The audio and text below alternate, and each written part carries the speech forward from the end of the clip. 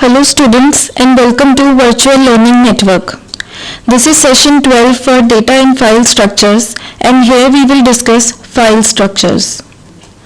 The topics to be covered are terminology related to file structures, file organization, sequential files where we will discuss structure, operations, disadvantages and area of use for sequential files, direct file organization, indexed sequential file organization. Now first is basic terminologies that are related to file structures. Now first of all we will discuss field. It is an elementary data item characterized by its size, length and type. Field एक elementary data item होती है जिसको हम size, length और type से characterise करते हैं, जैसे कि नेम, एज, एड्रेस, सिटी. तो ये सारी फील्ड्स होती हैं. जैसे नेम जो है एक कैरेक्टर टाइप होता है जो साइज 10 लेगा, या फिर एज है जो न्यूमेरिक टाइप होता है जो भी हम खुद अपने आप डिक्लेयर करते हैं. रिकॉर्ड होता है, it is a collection of related fields. Related fields का कलेक्शन होता है that can be treated as a unit from an application point of view. For example, a university could use a student record with the fields namely university enrollment number and name of courses. तो university enrollment number और name of courses अलग अलग fields हैं और इनका combination एक record हो गया. Now file. Data is organized for storage in files. A file is a collection of similar related records. जैसे field का collection records होता है और records का collection file होता है, और data हम store करते हैं files में.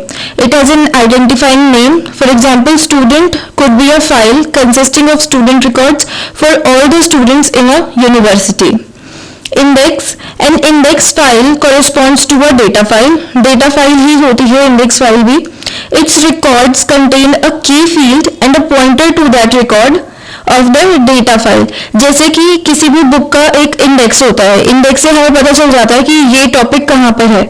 ऐसे ही अलग अलग फाइल्स का भी इंडेक्स होता है जिसमें की फील्ड्स होती हैं या फिर प्राइमरी फील्ड्स होती है जिनसे हमें पता चल जाता है, और उनके साथ एक पॉइंटर होता है जो कि उस प्राइमरी फील्ड के रिकॉर्ड को पॉइंट करता है ताकि हमें पता चल जाए कि डेटा कहाँ पे है. Now, the data stored in files is accessed by software which can be divided into the following two categories. First is user programs and second is file operations. User programs are usually written by a programmer to manipulate retrieved data in the manner required by the application. User programs होते हैं, नाम से पता चल रहा है, जो user right करता है, प्रोग्रामर लिखता है ताकि वो रिट्रीव डेटा को मैनिपुलेट कर सके इन द मैनर जो एप्लीकेशन को चाहिए उस हिसाब से हम रिट्रीव करें data. And file operations deal with the physical movement of data in and out of file. तो जो फाइल मैनेजमेंट सिस्टम होता है वो इंडिपेंडेंट फाइल्स को मैनेज करता है, और ये हम फाइल ऑपरेशन से करते हैं, जैसे इंसर्ट, डिलीट, मैनिपुलेट, अपडेट, ये सारे फाइल ऑपरेशंस होते हैं.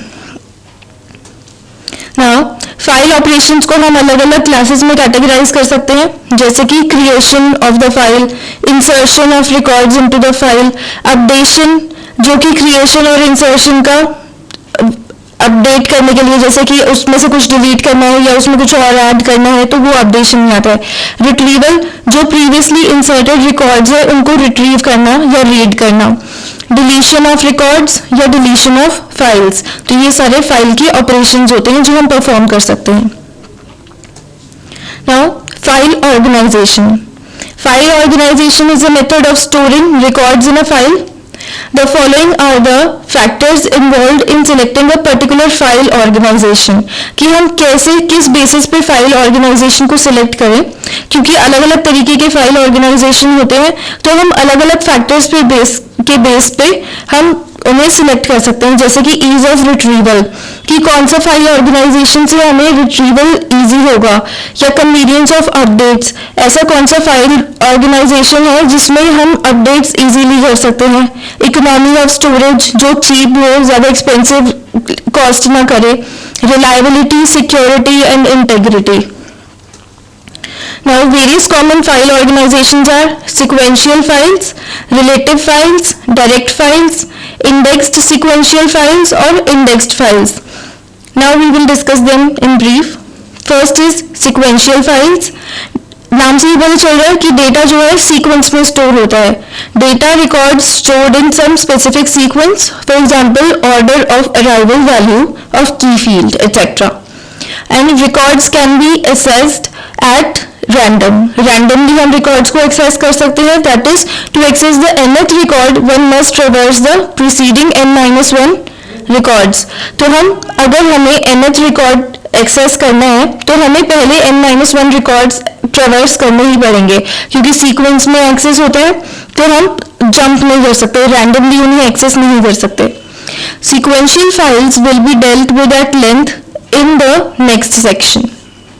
हम आगे सीक्वेंशियल फाइल्स को थोड़ी डिटेल में पढ़ेंगे. Relative files. Each data record has a fixed place in the relative file. हर डेटा रिकॉर्ड का एक फिक्स्ड प्लेस होता है रिलेटिव फाइल्स में. Each record must have associated with it an integer key value that will help identify this slot. Her record के साथ एक integer की वैल्यू होती है जो उसको आइडेंटिफाई करने के लिए हेल्प करती है. This key therefore will be used for insertion and retrieval of the record. Actually ये की जो होती है ये प्राइमरी की को हम कह सकते हैं इसको, और ये हर रिकॉर्ड के लिए डिफरेंट होती है ताकि इंसर्शन और रिट्रीवल में हमें इजी रहे. Random as well as sequential access is possible. हम रैंडमली भी एक्सेस कर सकते हैं और सीक्वेंशियली भी. And this can exist only on random access devices like disk. Relative file structure ज्यादातर डिस्क पे होता है जो कि एक रैंडम एक्सेस डिवाइस है. नाउ डायरेक्ट फाइल्स, ये रिलेटिव फाइल्स की जैसा ही होता है except that the key value need to be an integer. जो की वैल्यू होती है वो इंटीजर होनी चाहिए, यानी कि जो प्राइमरी की है हमारी वो इंटीजर वैल्यू होनी चाहिए. The user can specify keys which make sense to his applications. Indexed sequential files. An index is added to the sequential file to provide random access.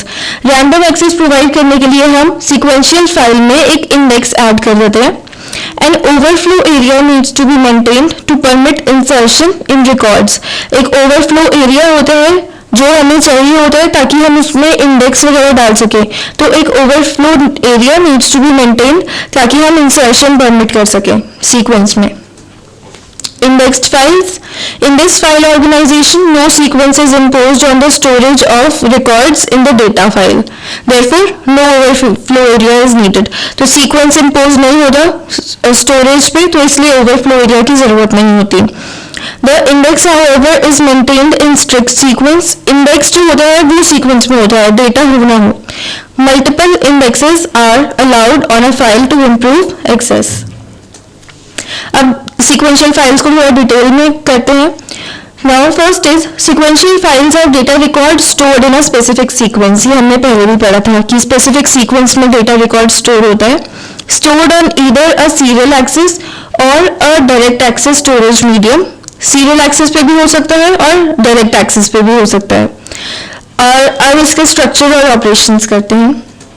Now first is structure. To provide the sequence required, a key must be defined for the data records. एक sequence provide करने के लिए की जरूरी होती है जो हम डिफाइन करते हैं डेटा रिकॉर्ड्स के लिए. Usually a field whose values can uniquely identify data records is selected as the key. जो uniquely identify करे यानी कि जिसकी वैल्यू हर रिकॉर्ड के लिए डिफरेंट हो, और ऐसी की को हम कहते हैं प्राइमरी की. तो प्राइमरी की हम लेते हैं उन जितने भी हमारे रिकॉर्ड्स हैं उनकी फील्ड्स के लिए. ऑपरेशंस, हम सीक्वेंशियल एक्सेस में अलग अलग तरीके के ऑपरेशंस परफॉर्म कर सकते हैं. जैसे इंसर्ट कर सकते हैं हम कोई भी रिकॉर्ड, डिलीट कर सकते हैं, या जो पहले से इंसर्टेड है उन्हें अपडेट कर सकते हैं और रिट्रीव कर सकते हैं. डिसएडवांटेजेस क्या है सीक्वेंशियल फाइल की? First is updates are not easily accommodated. Updation इतनी इजी नहीं होती. By definition random access is not possible. Random access possible नहीं है, तो अगर हमें लास्ट रिकॉर्ड रिट्रीव करना है तो हमें पहले के सारे रिकॉर्ड्स ट्रेवर्स करने पड़ेंगे. All records must be structurally identical. सारे रिकॉर्ड्स का स्ट्रक्चर सेम होना चाहिए वरना फाइल एक्सेस नहीं हो पाएगी. If a new record has to be added then every record must be rewritten to provide space for the new field. अगर हमें कोई न्यू फील्ड ऐड करनी है तो हर रिकॉर्ड जो है उसको रीराइट करते हैं ताकि अब नई फील्ड के लिए स्पेस हो सके. Areas of use. Sequential files are most frequently used in commercial batch-oriented data processing. Commercial batch-oriented data processing जहाँ पे होती है वहाँ पे हम sequential files को ज़्यादातर use करते हैं. Where there is the concept of एक master file होती है वहाँ पे जिसमें सारी डिटेल्स हम periodically add करते हैं. Example इसका हो गया हमारा payroll applications.